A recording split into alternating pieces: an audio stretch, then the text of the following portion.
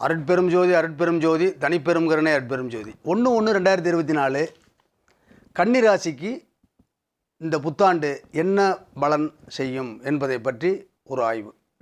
நேயர்களே, கன்னி ராசியில் பிறந்த உத்திரம் அஸ்தம் சித்திரை 3 நட்சத்திரக்காரர்களுக்கும் கன்னி லக்னம் கன்னி ராசியில் பிறந்தவர்களுக்கு ராசியாதிபதி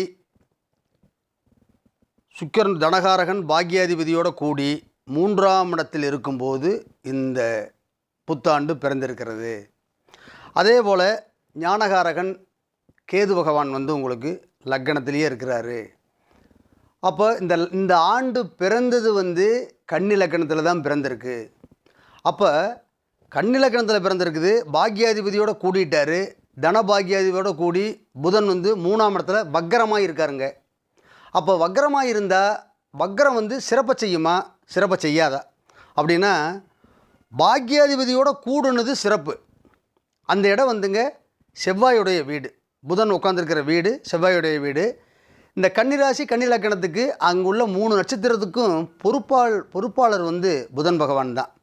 இந்த புதன் பகவான் 3ஆம் இடத்துல வக்கரமாக இருக்கிறது என்ன செய்யும் அப்படின்னா, தனகாரகனோடையும் பாக்யாதிபதியும் கூடி பாக்யாதிபதியோடும் கூடி சுக்கிரனோட கூடி 3ஆம் இடத்தில் இருக்கிறது கடன் வாங்கி ஒரு மிகப்பெரிய சாதனைகளை செஞ்சிருவீங்க இந்த ஆண்டு. அப்போ உங்களுக்கு தான் பார்க்க தெரியும், பாட தெரியும், படிக்க தெரியும், கேட்க தெரியும். அதாவது சுய அறிவு, அதாவது உனக்கு சுயறிவு இல்லாட்டி சொல்லறிவு கேட்டாவது கேட்கணுமில்ல அப்படின்னு சில பேர் சொல்லுவாங்க. சுய புத்தி இருந்தால் தான் சொல் புத்தியை நம்ம கேட்க முடியும். அதுபோல் சுய அறிவும் சொல்லறிவும் உள்ள நேயர்கள் கன்னிராசிக்காரவங்க. இவங்க பெரும்பாலும் யார் நல்லது சொன்னாலும் அதை எடுத்துக்குவாங்க. காரணம், அந்த அதிபதி புதனாக வர்றதுனால.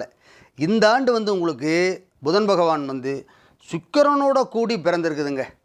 அப்போ காலபுருஷர் தத்துவப்படி இந்த சுக்கிரனோட கூடி புதன் பகவான் எங்கே இருக்கிறாரு?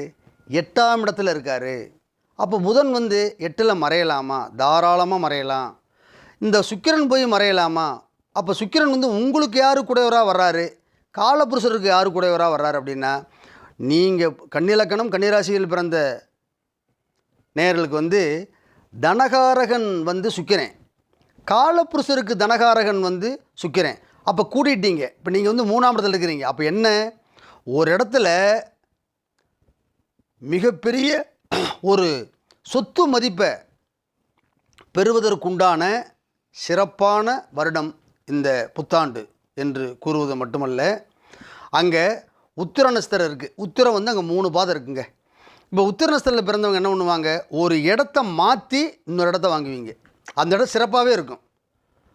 அஸ்தத்தில் பிறந்தவங்க போன வருடம் பூரா தேடி எதுவுமே கிடைக்காம இந்த ஆண்டு ஒரு நல்ல முடிவுக்கு வருவீங்க. என்ன முடிவுக்கு வருவோம்? ஒரு சின்ன கடன் ரீதியாக ஒரு நிலையை ஒன்று உருவாக்கினாலும் கடன்பட்டு கூட தன்னுடைய முகவரியை இன்னும் விரிவுபடுத்துவீங்க, கெட்டியாக்குவீங்க.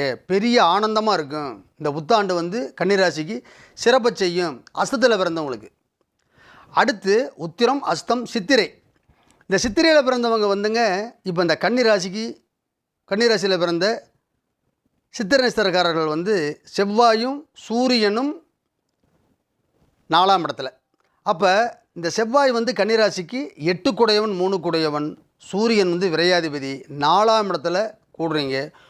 பதவி உயர்வு கிடைக்கும், சம்பள உயர்வு கிடைக்கும், வேலை பார்க்குறவங்க சொந்தமாக தொழில் செய்வீங்க, ஒரு இடத்த விட்டு ஒரு இடம் நல்ல முன்னேற்றமான நிலைக்கு அடைவீங்க.